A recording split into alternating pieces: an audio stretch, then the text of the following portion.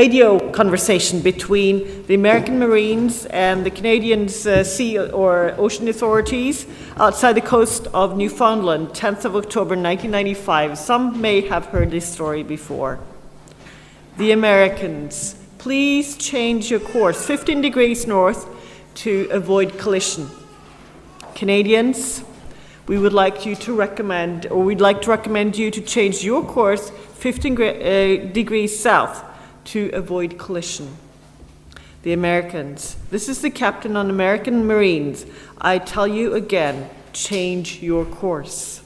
Canadians, no, I'm telling you again, you need to change your course. The Americans, this is the hangar ship of USS Lincoln. This is one of the biggest ships in the US Marines.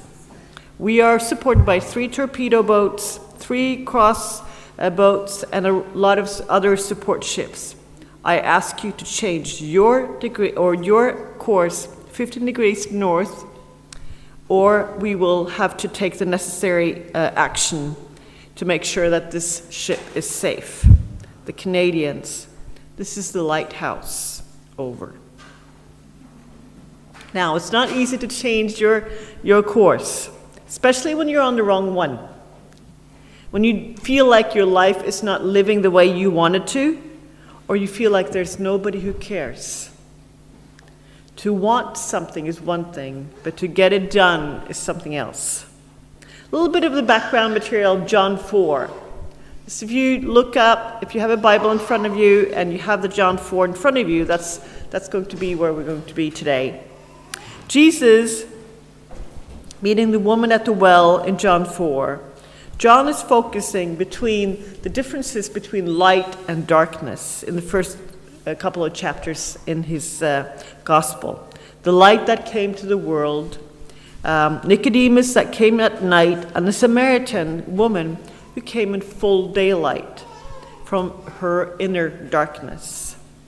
In the time of Jesus, it was such a thing that the woman had to have a dowry with her when she wanted to get married, or when somebody wanted to marry her. It was her pension, her security, that if she would be widowed, this was a price that said something about her value. If you were nice looking, if you were beautiful, you had lots of good qualities, and if you came from a good family, the price could be quite high. And if it came to a divorce, the woman had the right to take this money with her. The woman that is talked about in John 4, she's been married to several men. It's possible that she was a widow, or that the men had taken out divorce. And she must have come from quite a rich family, because if she'd been married 5 times, the dowry to start with must have been quite big, because nobody would marry her again if they didn't do it for money at that time. And maybe she could not have children. That is a valid course for divorce at that time. So the woman that meets Jesus at the well, it's no longer a young woman with hope, with gleaming eyes, future and energy. The hard life she's been living has put some traces in her face and her body. She's a woman, probably in midlife, a woman that life hasn't treated that well. John doesn't say anything of how old she is or if she has children. She's not even described by name. She's one of those countless people without a name that meets Jesus. That she's coming in the middle of the day, in the hottest time of the day, says something about her reputation or how she feels about herself. The other women in the village, they come in the morning, maybe around 6 o'clock, before it really gets light, when it's much cooler, more comfortable to draw water. Because they didn't just come to draw water, they came to talk, put away their veils that they had on, and just relax from whatever they did the rest of the day. They came together to talk, laugh, and share maybe the news of all news, maybe some gossip, and maybe something about this woman. The woman Jesus meets, she's always come to this well throughout all her marriages. Maybe always in the middle of the day, we don't know. Seems like always alone. She thinks about all these times she has been at the cross of choosing where to go. And at those road stops that she could have chosen another road, maybe to find happiness, but she knows that she cannot go back. She's on a one-side road, and she's living with this man in a relationship that's going nowhere. She knows that. Earlier, she's gone from husband to husband, like one who's going in the desert to try to find water. For her, the marriage has been a fata morgana. Again and again, she's come to the well of marriage to draw happiness, hoping to draw something that could fulfill her life, for love, for happiness. But every time she's gone very disappointed away. This time, she's not alone. A foreigner is sitting there and resting in the heat. The woman looks around and she's thinking, why is he sitting there? It's hot. And Jesus is looking through her, right through her, and into her pain, in her well of her soul. And he knows that it will forever be empty if he doesn't fill it. Through her eyes, he sees her past. He sees all the events that has taken place and left her with an empty eye. She sees that she has been living on the surface, and she's been searching for a life of meaning. Jesus asked her a favor. It says, Jesus said to her, "Will you give me a drink?" Her answer says something about the lack of trust that she has. The Samaritan woman said to him, "You are a Jew, and I'm a Samaritan woman. How can you ask me for a drink?" For Jews do not associate with Samaritans. Jesus answered her, "If you knew the gift of God and who it is that asks you for a drink, you would have asked him, and he would have given you living water." So Jesus doesn't come with a speech. He doesn't tell her what she's done before in her life, that he has traveled far to help her. He's not raising his eyebrows. He's just coming with an appeal for trust. But this woman, she has a hard time showing trust. She would love to, but she's not able to. "Sir," the woman said, "have you nothing to draw with, and the well is deep? Where can you get this living water? Are you greater than our father Jacob, who gave us a well and drank from it himself, as did also his sons and his livestock?" This woman, she knows what makes a Jew upset. She calls Jacob our father. Now, that would get any Jew to get upset, because by calling Jacob her father, she's saying that she's related to Jesus, who was a Jew. And if this man is like any other Jew, he will disappear, and she can have the well all to herself again. But he's not just any Jew. He's still sitting at the well. Jesus answered, "Everyone who drinks this water will be thirsty again. But whoever drinks the water I give them will never thirst. Indeed, the water I give them will become in them a spring of water welling up to eternal life." His words have meaning. She's thirsty after a long wandering around, wandering and looking for meaning. Some happiness and love in a life that's been lived on the surface. Hunting for something to fill that emptiness inside of her. A life on the search for something, for meaning and to be seen. The woman said to him, "Sir, give me this water so that I won't get thirsty and have to keep coming to here to draw water." Now she's not as defensive anymore. The bricks has come down in her wall. The distrust is still there, but she's willing to take a chance. Jesus is also willing to take a chance. And there's one wall left standing. He told her, "Go, call your husband and come back." The woman is confronted with what's more painful, the most painful in her life. What she's been hiding behind, what she didn't want people to look at. She didn't want to talk about it. And Jesus, he mentions it. She could have changed the subject. She could have chosen not to hear what he said or what he asked about. She could have chosen to lie, but none of those choices seemed right. So she takes away that last wall. "I have no husband," she replied. Let us read what Jesus is answering. Jesus said to her, "You're right when you say you have no husband. The fact is you have had 5 husbands, and the man you have now is not your husband. What you have just said is quite true." This is all that Jesus wants. That we tell him the truth, that we come out of our hiding places. And maybe that's what she really wanted to do as well. But to get it done in a world where facade is important is not easy. In our world where facade is important, more important than content, where women are more glamorous than anything else, or pictures and value is in the outer and not in the inner heart. That is the status. That facade is a shell and a protection from what is behind.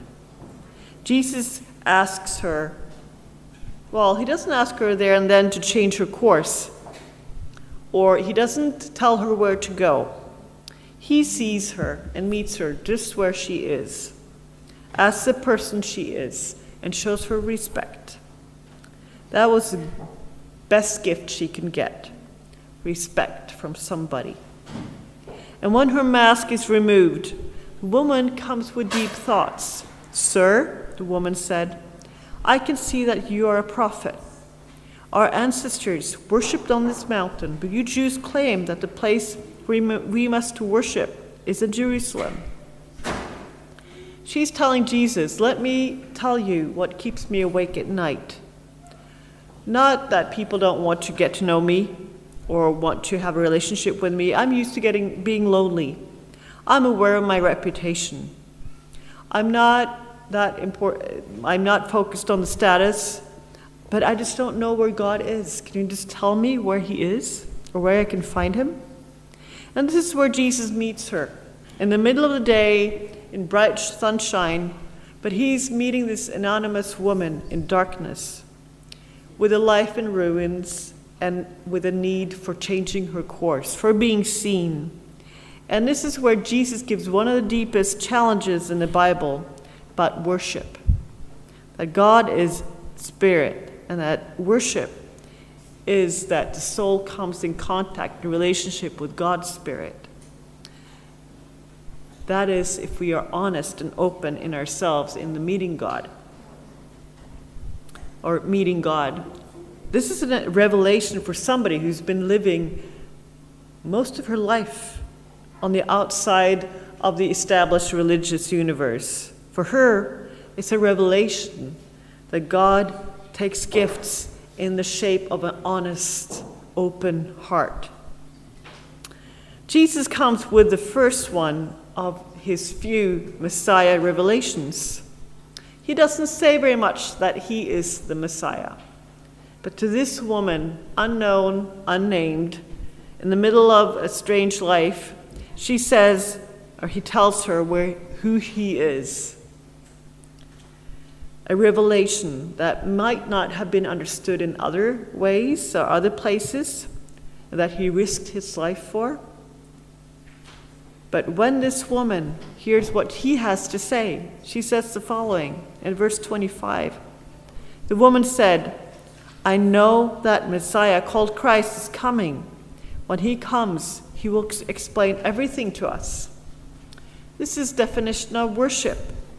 a searching soul who mirrors themselves in Jesus' face. That's worship, and this is an act of worship.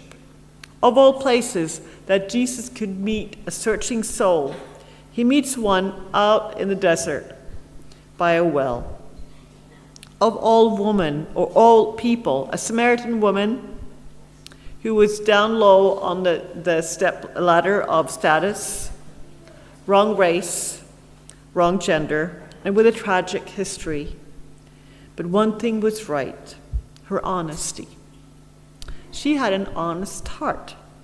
She wanted to be met and seen and understand who God was. She was willing to change her course. She was not standing on that same place. It didn't take that long for her to change her course. And when she met Jesus, she ran back to her village to tell the good news. Because for her, the living water had been a source to life that she wanted to share with somebody else. She was the first missionary. The woman at the well didn't have a microphone. She didn't need any. She hadn't just seen a football match, but she had seen something so much more. She had seen Messiah. And when she saw him, she knew that she just had to say something. To seal her mouth was the last thing she thought about. To be quiet. Nah.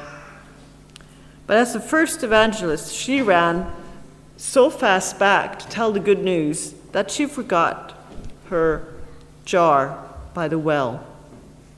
It says in verse 28 and 2:30, then leaving her water jar, the woman went back to the town and said to the people, come, see a man who told me everything I ever did. Could this be the Messiah?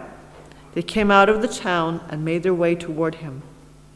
Just in a few minutes, we don't know, it doesn't say anything how long this process took. But this woman went from being a cynic to become a missionary. The change of course was total. Two things. She saw Jesus. And she experienced that Jesus saw her as a human being, somebody who deserved respect. And when she saw him and experienced his love, she told her story. Yet she just couldn't let go of it. She was such a good evangelist, so that the village people came and listened to her, and then she came back with her to meet Jesus. That was the first best probably evangelistic campaign, started by a woman who knew and could feel that she was seen and respected for who she was. Every time we meet somebody today, whether it's here in church or outside when we go back, it's this need in people to be seen and respected for who they are and to be met. When I was pastoring up in north of Norway, I bought this street magazine every so often. And some weeks later, I saw another salesman, and I was offered this magazine again. And I had actually, he was asking me, so have you seen the article about me, he said. And I said, yeah. I thought his face was familiar. I had seen him before on the streets. We talked a little bit before I went on that day, and he stopped me. He said, thank you so much for talking with me or having a conversation. That was really nice. And I think that every so often we just have to stop and see people. Imagine how important that is, just to be met and seen as a person. Change of course is only possible when we start where Jesus started with this Samaritan woman, in our own lives and in meeting others. It's when we're seen and heard and respected that something happens in our lives. As Jesus met the Samaritan woman, he meets us where we are. Maybe not at our well, because there are not that many wells here in Copenhagen. But we're met wherever we are, and we need a meeting with one who comes to us, sees who we are, and what our lives need. That results in a change of course. Maybe we come to a part where we forget our own little water jug, and we run to tell somebody else, to experience He who met us and told us everything we have done. Amen.